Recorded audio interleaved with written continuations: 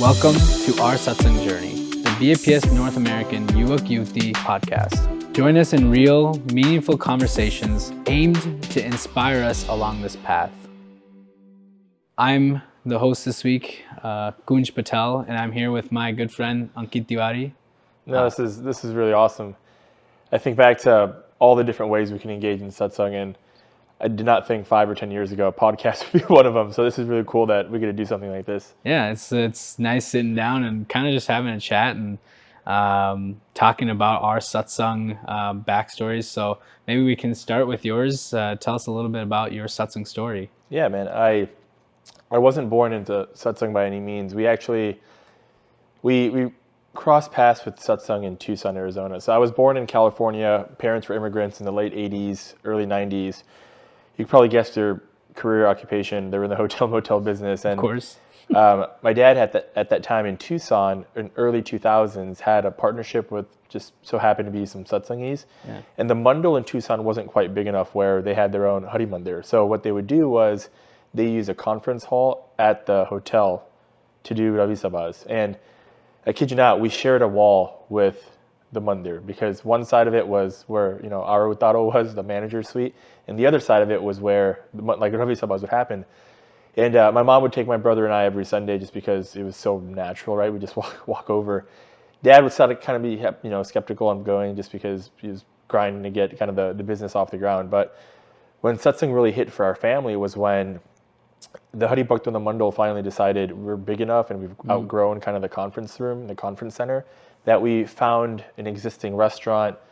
We put the offer in, we acquired it. Now it's time to kind of gut it and create this mandir on top of that land. And so at the time, they had asked my dad to help out with a lot of the handyman work. He's pretty good with that kind of stuff, like just general contracting work. So they'd asked Rajbhai, can you help with kind of the refit, the remolding of all the mandir, the restaurant to mandir? And so that's when I think I realized his jodan with mandir had really increased, just because he got to marry his passion for general contracting to like this spiritual thing, right? And coincidentally, it was Mahant Swami Maharaj, one who had done the pratishtha there. And so, given Rajbhai was so integral in helping create the mandir, he was obviously just going to stick around and see, the pratishtha through and stuff like that. So Mahant Swami had then gotten his inspiration kind of instilled into my dad, and from then on, it was like, okay, everywhere we go from not here on out, mandir has to be 10-minute drive, 5-minute drive from wherever we settled. So then we fast forward, we moved to Michigan, and that's when my brother and I really grew up, and we've been raised essentially here from elementary school onwards. And mandir is 10 minutes from our house, and now we're old, we have our own families, and mandir is always going to be 5 or 10 minutes away. So I think that's when it was really pivotal for us to kind of get into satsang, and now we've seen the mandir and the satsang in North America actually just celebrating 50 is kind of nuts, because every single kind of place you go to, you can likelihood drive to a mandir is pretty high. Yeah, I feel like that's how a lot of families' satsang journeys began. They were in a smaller place, and as satsang in America grew, so did their connections to, families' connections to their mandal and satsang grew. I think my journey was a little bit similar to that too. I don't know if I've ever chatted. Actually, I didn't know that you grew up not in the Detroit area before I met you, but same thing for me too, right? I wasn't born in satsang, and when we came to America, like my parents and I, and then in initially Missouri and then Minneapolis, same thing. We didn't really know much. We brought our relatives that were there brought us to mandir one time, and at first when I was a kid, we're just kids, right? So we just go because we want to have fun and meet the other balaks and just hang out. But then slowly you build on that connection and you learn a little bit about, Pramukh Swami Maharaj and what that means, and kind of learn the values and add it on. And then you grow from there, and eventually came to Detroit and met individuals like you and other satsangis here. And I think it reconfirms a lot about what holds us in satsang, and I think that's a good way to kind of talk about our faith in satsang, which is the major thing that I kind of wanted to talk to you about, is how we grew from our backstories, our respective backstories, and build upon our faith Yeah. when initially, that was not there. No, that's great. I mean, the topic that I'm hearing from you around faith and satsang is so important, especially as we're in our early adulthood. When you're the way I think of it, when you're younger, you don't really have crazy difficult milestones or inflection points in your life. Like the worst kind of thing that can happen for you is you might not make your JV basketball team, or your every brown kid's ambition of being on the basketball team might not be achieved just because you might not be the tallest or fastest or strongest. But generally speaking, that's like kind of the worst thing that can happen. Or you probably don't get into your top 5 school. You maybe get to your 6th school. But it's really until you get into that next phase of life, adulthood, where you need to find the right partner. You need to really solidify your career. Now you're taking care of your parents that are aging. You need to really make sure that you've set up a lot of these different things of life, like these components of life need to align the right way for you to feel shanti. More responsibilities land on your shoulders.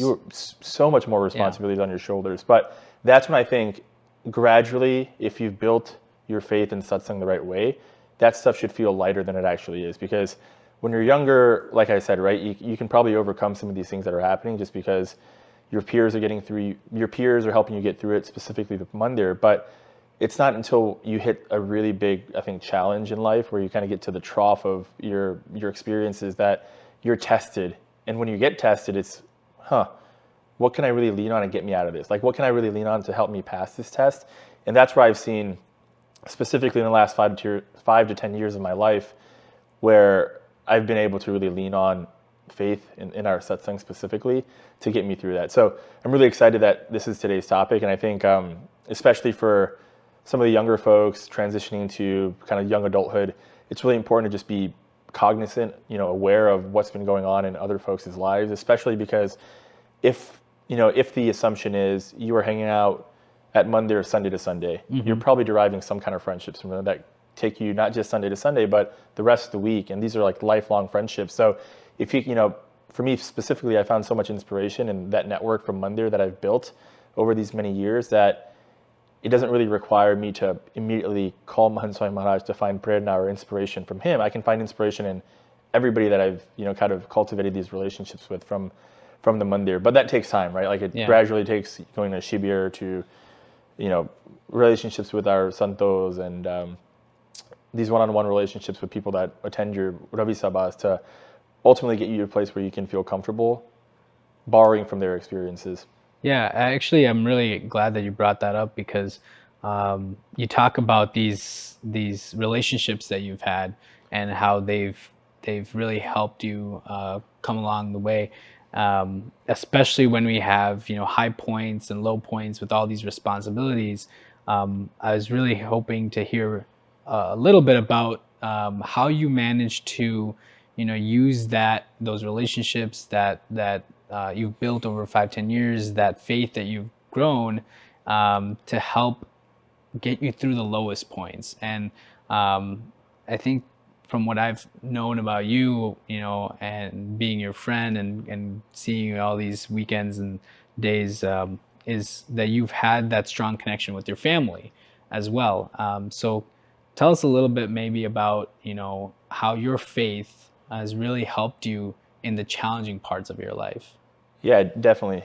So the one prasang that comes to mind is some health scare that my dad went through specifically around 5-7 years ago. So really quickly before I get into that, I think some of the points you just mentioned around developing faith are really important as I give this prasang, because sometimes I think of faith as a blanket, and we've probably heard this analogy a couple times, but if you can keep stitching additional layers to your faith blanket, one day, even if it's the coldest of days, you can wear that blanket and get through it knowing that you're going to stay warm. So, I mean, we live in Michigan. We're roasting by this fire right now, so it's easy to say we don't need blankets. But it's funny because these experiences that we're gathering week over week, individual after individual, guru after guru, are just allowing us to steal from their prasangs and then make those into our own to ultimately get that blanket thicker and thicker. So this prasang I'll give is, I think my blanket was pretty good because now I'm the other side of it and I feel shant, but even throughout the prasang and how low the times could be when I look at it in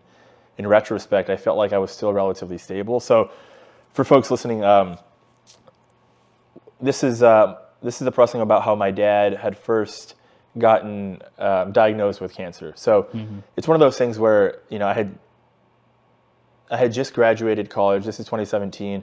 Mahant Swami was making his first North American yatra as guru, and everybody was really excited. I actually got the chance to take the summer off before starting to travel with him. Fast forward to September, I had now started work, and that December, literally 3 months after I had started work, my mom calls me and she says, hey, we just went to a routine dentist appointment for my dad because he had some sore in his mouth, but naturally the first place you probably think of is going to a dentist. So they went there and the dentist immediately says, this looks like something suspicious for cancer, just because he's likely seen that kind of... like over and over. Yeah, he's just seen that over and over, right? So it's presented like that. And so he's not the exact expert. He said, go get this looked at by an ENT, and a head and neck doctor. And so we did that. And it's one of those things when somebody breaks news to you like that, where you remember exactly where you were, what you were doing, kind of what the weather was like outside. Like time freezes a little bit. Yeah, time freezes. Yeah. And I remember exactly, all those things. And I think I was traveling to New York at the time. So I was in between Monday to Thursday travel. And this is like a midweek Tuesday. And I'm like, oh, man. But at the time I was like, well, we don't know the facts. Let's just keep understanding what's happening. It's not like it's life-threatening overnight, right? Like we're just going to slowly unravel whatever's going on to get to the bottom of it. And so then we see the specialist. The specialist does the biopsy. The biopsy confirms it's cancer. But the cool thing in all this was, it was, I think, in between a level or stage 1 and stage 2, where the margins should be good enough on a surgical kind of removal of this tumor where it likely does not need chemoradiation. So as all this was happening and we're learning kind of what the next steps were from these specialists, the doctors had informed us that this is going to be likely a 15 to 18 hour surgery. And so we're like, that's a pretty long time, but it's complicated. I mean, you're a physician and oncologist, you obviously know, but they have to cut around the tumor because it's in the mouth and there's like arteries that supply blood to the cheek. They have to replace those arteries with arteries from his wrist, so they cut from his wrist, kind of rewire the plumbing in his mouth, and like it can be a complicated, risky procedure. Yeah, super complicated. But that's when we reached out to Mahant Swami, right, to add that next layer to our faith blanket, and we told Mahant Swami all kind of the specifics behind the surgery and what had happened, and the next steps. And Swami, I remember reading the letter first, and I remember Swami saying, "It'll go smoothly. Keep sump in the family. Keep courage in your heart." And you won't need chemoradiation. Because at the time we were like, well, if we can surgically remove this, it'll be great. Just be done. And you're kind of done. You just recover and you're okay. Chemoradiation kind of has its own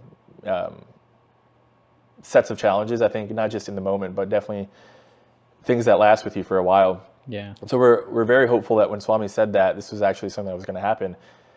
And then fast forward to surgery day, it's actually insanely funny because, well, not funny, coincidental. Dad's surgery was on the same exact day 7 years ago today. Oh, wow. Like March 2nd, which is funny that we're recording this podcast today. But we were sitting in that room over there during Aarti the morning of going to the hospital. So this is like 5 a.m. You got to get to the hospital. Yeah. We weren't even alone. Like Mahant Swami had placed these Satsangi families in our lives at the ideal moment.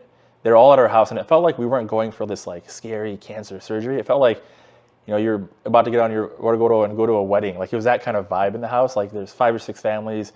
Nasta was being served. Everybody's doing Aarti together. Positivity. Yeah, it was very radiant. And I'll never forget that because it's usually something that feels very daunting and cumbersome of doing something like this. 18 hours. You don't know how it's going to go. We're by ourselves in this country. We don't really have many blood relatives here, but it never felt like that. Surgery goes well. So we're at the hospital. Surgery is going well. Everybody stayed. Like the whole gang that had assembled here, they had all come with us to the hospital, and aunties are doing mara, other uncles are bringing food, and like people are doing shifts, and we're all just hanging out in the lobby, and it was a really good time. It never felt like 50 feet away this 18-hour surgery is going on. Surgery ends, the surgeons call us into the room and kind of give us the post-op kind of rundown of what had happened. They said, hey, it was fine, everything went normal, we got the right margins, we feel like everything is out. And then I was like, yeah, I know you're telling me this, doc, like Mahant Swami already told me that it was going to be fine. Yeah. So it was cool to see kind of all that stuff happen in real time. What was your mindset before? Like you said 18-hour surgery, right? Like during the surgery, like did you have any thoughts like, oh man, like hopefully everything is good, or like?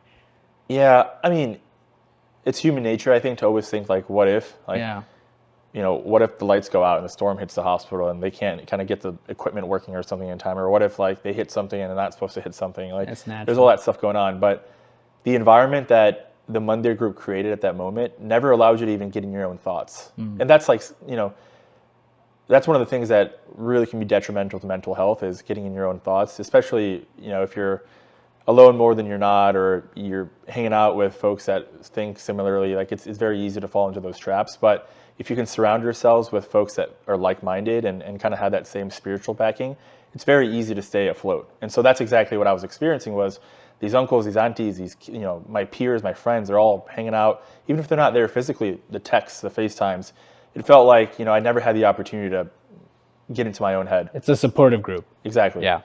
Exactly. So surgery happens, it goes well. He's recovering, within 2 weeks he's back home, and he essentially is living a normal life.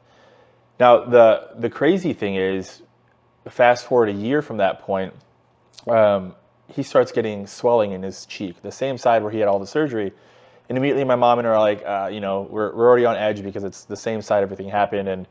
And we get follow-up at the hospital. The hospital says, there's a lot of trauma that area has experienced, and so there could be an increasing chance of infection, which, makes sense. There's a lot of stuff going on, right? Happens all the time. Yeah, it's very common. So we're like, okay, infection sounds way better than the other alternative, which everybody's mind is cancer. And so we say, okay, infection, antibiotics, you can probably swab what material's in there and, send it to the lab and get the right antibiotic.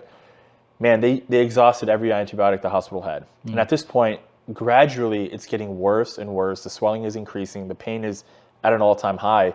And we're now admitted as inpatients at the hospital because his pain tolerance, it's just at the max. Like he is on IV pain medicine, and dads have caca strength, right? Where it's very hard to just get them to they don't admit to it ever. They don't, it's just hard to get them to take a Tylenol. Yeah. So, we know something is going on.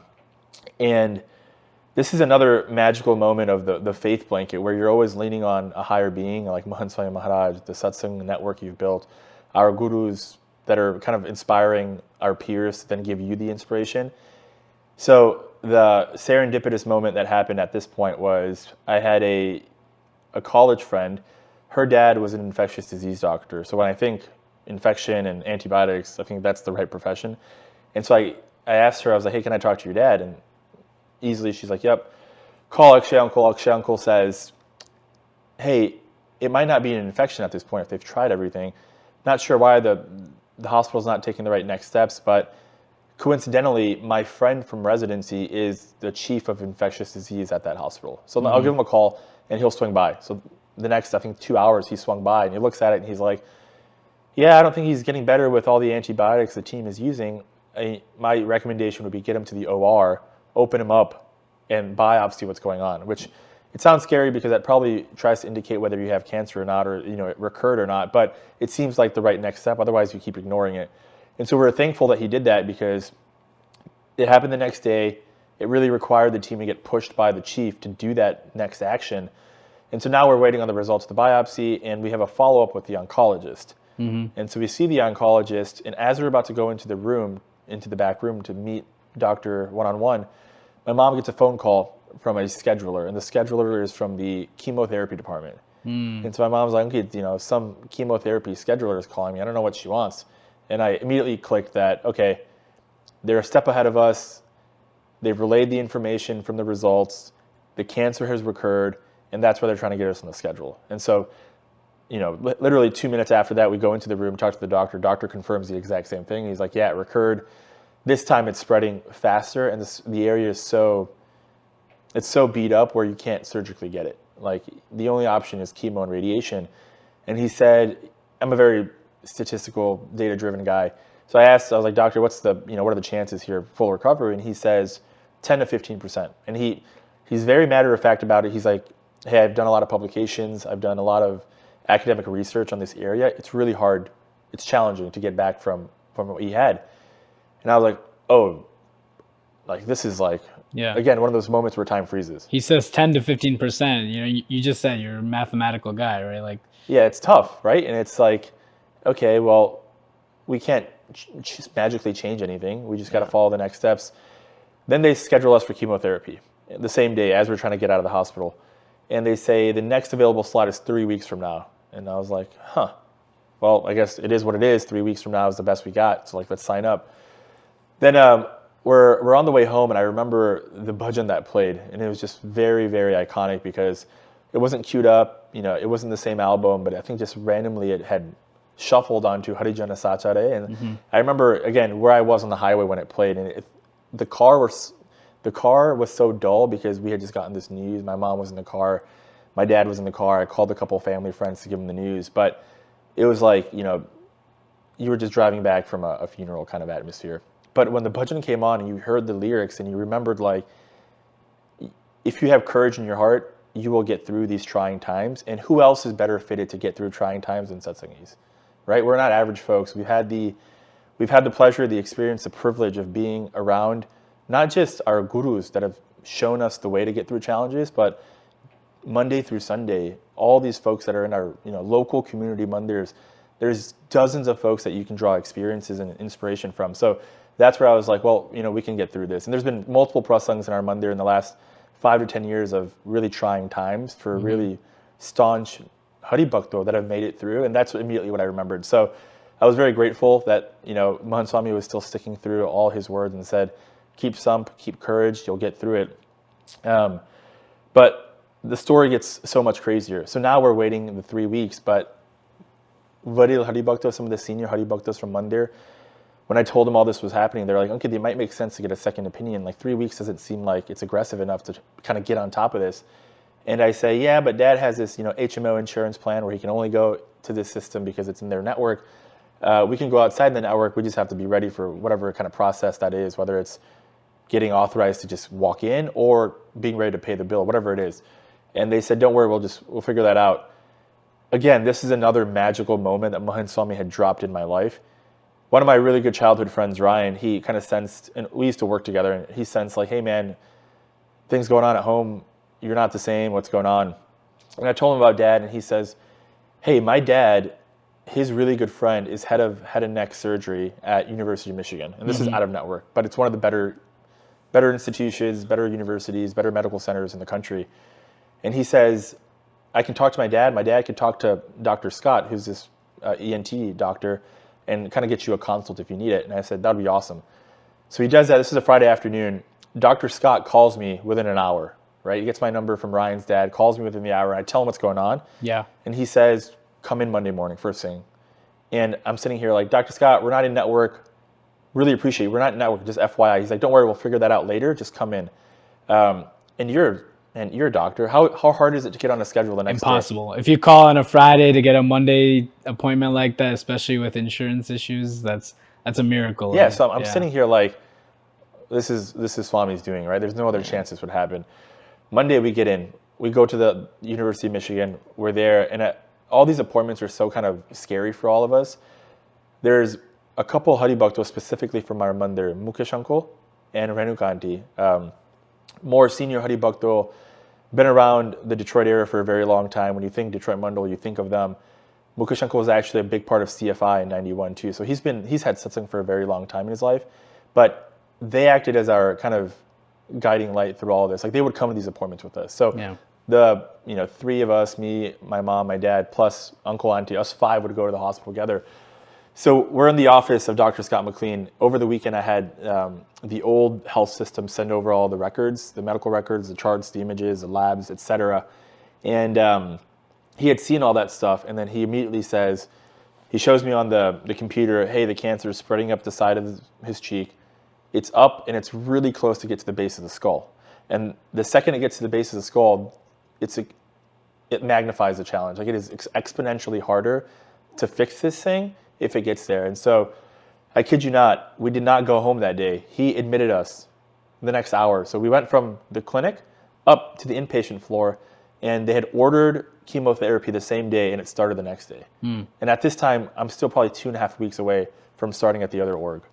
Do you ever think about, when that happened, that first letter that you wrote to Swami, right?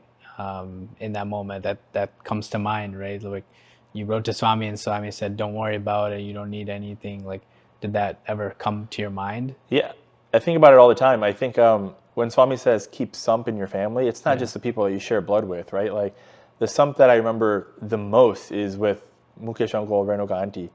They're there every single day. They're asking for all the updates. And if they don't know the updates, it's because they're getting them one-on-one too. Like they're the emergency contact on some of these forms I'm filling out.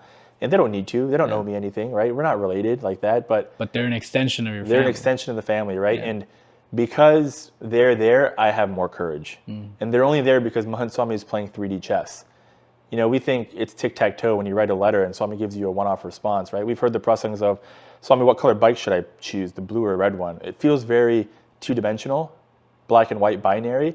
But then you realize my friend's dad in high school, her dad, the infectious disease doctor, his friend, Ryan's dad, his friend. Like all these people, Swami is just very meticulously crafting this strategy for us. And until you actively realize it, you think it's luck. It's not luck. It's like the supreme powers of the folks you're interacting with. So then we get to UMISH, it starts, all the procedures start. And the fortunate thing is, because the cancer was spreading really quickly and it was really aggressive, the silver lining is that if you hit it with a high dose chemotherapy, it can also shrink faster. So we were experiencing that. So as he was getting these therapies, the cancer was shrinking. But remember, we were not in network. And so I'm trying to battle the clinical phase of Dad's health, like get him clinically better, but also now the administrative burden's happening where their chief administrative officer had come down to Dad's room and had said, hey, I'm glad your dad's getting better, but you know the hospital is also a business and we need to figure out, you know, we're working with your insurance company. They're not really playing ball, right? They're immediately just denying you because you're out of network. Yeah. And I keep trying to stall her and say, hey, I'm figuring it out. I'm going to call them. You know, we'll make sure we figure it out together. Did they ever tell you how much money that they... Yeah, so it got to the point where I remember the lady's name still, Julie Brab. She was the chief administrative officer, and she said, Ankit, I know it's scary, and I know you're seeing results here, but what we could do for you is we can transfer your dad back to an in-network hospital somewhere outside of Michigan Medicine and still send us all his lab work, his chart, his images, and we'll have our doctors, the ones that you trust, look at it and still make sure that it's on the right track, right? So like they essentially will manage his care outside of the network, but that way you don't have to pay for these inpatient fees. And man, at this point, it's like the cancer is getting smaller, the treatment is working. There's no way you're taking me out of here, right? Yeah. Like you got to drag me and my dad out of this place because once things are working, you're like... seeing results. You're seeing results. Yeah. And so they had given us kind of an ultimatum of, hey, you're at almost $500,000 of debt of accounts receivable by now. This is a couple weeks in, right? And if you can kind of show us good faith and put in a down payment of maybe $250,000, about half of it, we can continue treatment here and, you know, hopefully keep working with your insurance company to figure it out. And so another kind of moment in time that froze for me. I went to the hallway. I didn't tell my dad any of this because I think he would have panicked. But I go to the hallway and I call Mukesh uncle. I say, Mukesh uncle, ouch, you know, the hospital is saying their concession to us is go out of network but use our doctors via this kind of virtual setting. Like a compromise, yeah. And to me, it kind of sounds good, right? Like it's not a bad deal. But again, you got to drag me out of there. And Uncle's like, what's the down payment they want? And I said, I think it's around $250,000. And he's like, okay, tell me where to send the check. And at that moment, I was on floor 13 by room 6. I was like, are you kidding me, right? Yeah. He didn't even say, how the heck is it $250? Did you talk to the right people? I don't think. He's just tell me where to send the check. So this is a 3D chess, man. It's from all different angles. The faith blanket is like totally engrossed our entire life at this point. And then you realize like the magic Swami is working. The story gets even crazier. We finally get to a point where we send an attorney's letter to the insurance company saying, you guys have to cover this in network because we went to your existing place and they essentially missed it. They kept throwing antibiotics at the problem. They were delaying when chemo was supposed to start. It's not like we just like this other group because the colors on the wall are cuter. Like it's not that, right? It's like we tried your place, it didn't work. Now we're here and look at the reports. And we have Dr. Scott McLean attesting to it. Like it's all getting better. And you know, we sent a demand letter essentially from our attorneys to the head attorney at the insurance company.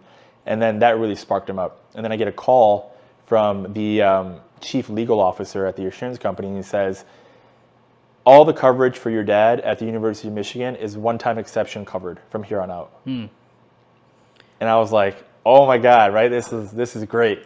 And I go back to my dad. I tell my dad he's happy.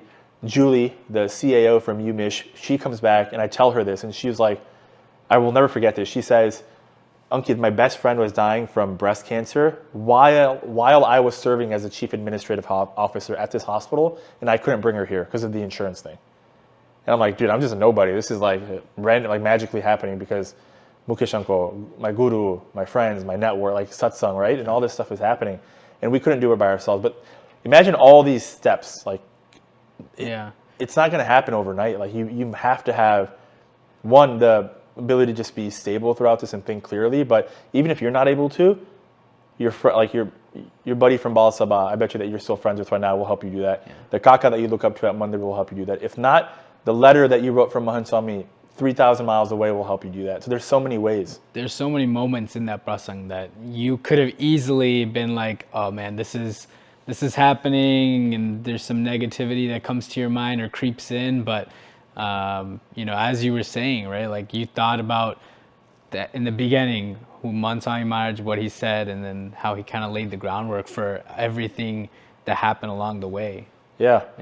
And the happy story at the end is, I mean, you see my dad regularly, right? He's as normal as he can be. He has challenges eating, is more on a liquid diet now, but right now he's probably working somewhere doing something, like crafting some kind of thing. He's always working in the backyard. Yeah, like he's just like as normal as he can be, right? Yeah. To think you go from an 18-hour surgery to recovery, to a 10% chance of survival, to cancer that is on the base of your skull, to now like almost living your normal life, like that's magical. Not even from a clinical standpoint, but like spiritually, right? Imagine the toll that you see it all the time. It's not the direct clinical impact of the trauma, the treatment of the cancer. It's the lifelong effects of going through something like that. And I think because we can put all of our faith in satsang and essentially our gurus, Bhagwan Swaminarayan is the driver of the car, we kind of just sit in the passenger seat or in the back and just relax, because that's the way we've all been taught. That's the only way we've seen this happen. Yeah, I mean, that's an incredible prasang every time that I hear it. And to think that, for you to be able to place yourself, you and your brother, your mom as well, it's not easy, right? And both of us have grown up now in satsang, and we've learned to build our faith, right? And maybe now you can talk a little bit about how you built that faith to be able to take on that challenge that happened for you. Yeah, I mean, I think of it like, I'll give you the analogy of satsang as a muscle, and you don't just develop muscle overnight, right? So if you want to eventually hit a goal in the gym of bench pressing 300 pounds, on day one, you're not just going to sit down and throw 300 pounds on and try to do it. On day one, you're probably going to throw on 50 pounds. And then hopefully on day 30, you put on 75 pounds. And then gradually you can get up to 300. The second you hit 300, you're probably not satisfied. You're like, I got this. Now what? What's next, right? But the corollary to satsang is like, it's gradually going to happen, whether it's your anik, your niyam dharam, the friends, the types of interactions you're having outside of just mandir. And are they spiritually based? Are they spiritually based, or are they not? There's always going to be kind of a fork in the road where you have to decide which kind of route you want to take. But it's all those iterations that get you closer to your goal. It's almost like, I know AI, I work in tech, and so I always like to give the AI example. At the end of the day, it's almost like mathematics. Like you're trying to, for machine learning to get continuously better, it tries to get towards the limit of a number. So in calculus, you try to get to the limit of a number by just continuously deriving. We're trying to do the same thing in computer science. We're trying to get to the limit of a number. So every time you prompt the computer, it wants to get you closest on a string of ones and zeros to what the limit of that prompt is, to get you the highest accurate result. And so we're doing the same thing in satsang. It's like you need to feed your satsang engine with all these prasangs, the varnan that you listen from your gurus and kathakars, the reading you get from jivan charitras. Like all these things will feed your satsang engine. So when you're then prompting your life actions, like should I do this or should I do that? It's kind of like the machine learning, because of satsang, has told you, hey, the better result with the higher confidence is this path, take this path. Yeah. I'm not saying I do the right path every single time, but it's always in the back of your mind, because you've been trained, right? So it's a muscle you need to develop. It's an algorithm you need to keep training to get smarter. But that's the beauty of it, right? Satsang has given you so many opportunities to do that. Think about COVID. it was a scary time because you were so disconnected from Mandir, but at the same time, we had 10 out of 10 stellar virtual sabhas. We had virtual goshtis. Even though you couldn't see your friends, you would still hang out with them and just kick it, right? So there's so many opportunities with that. Think about how Mandir has grown in North America for the last 50 years. Think about the international presence BAPS has through Robbinsville, Akshardham. It's nuts. Like anybody you ask will be astounded by the results. We're basketball fans. Rudy Gobert's there. Tony Parker's there. Like these are household names that are talking about the spirituality they now have gained because of stepping foot on that campus. So there's so much inspiration that we can get from the way our gurus have built the sanstha that it's almost a no-brainer to make a right decision, because it's just, we've been so lucky and afford this opportunity. And it's so easily integrated now into our own lives, right? Like, now anytime you face a challenge, or anytime I see a patient that, you know, has going through similar experiences like your dad went through and your family went through, but knowing that, you know, our faith is always there to help us out and overcome these challenges is always something we kind of forget about until it happens. But like you said, you build on it and it's there when you need it. So thank you for sharing. Again, such an incredible prasang, and hopefully that we can, you know, take from that and learn that, you know, our faith is always there. We can always reach out to Swami Maharaj and talk about, you know, the challenges, and use that as our kind of pillar to fight through those ups and downs. And I hope that, you know, we all, as, you know, me and the audience, was able to, you know, learn a lot from that prasang. So thank you. No, this was awesome. This is great. So I know there's some feedback. So there should be a form that can be shared, and we'd love to hear from the audience to see if there's any other, you know, topics or prasangs that you'd like to hear about in future episodes, and we can hear more incredible stories, just like Ankitbhai shared with us, and hopefully we can all take that next step together in our satsang journey.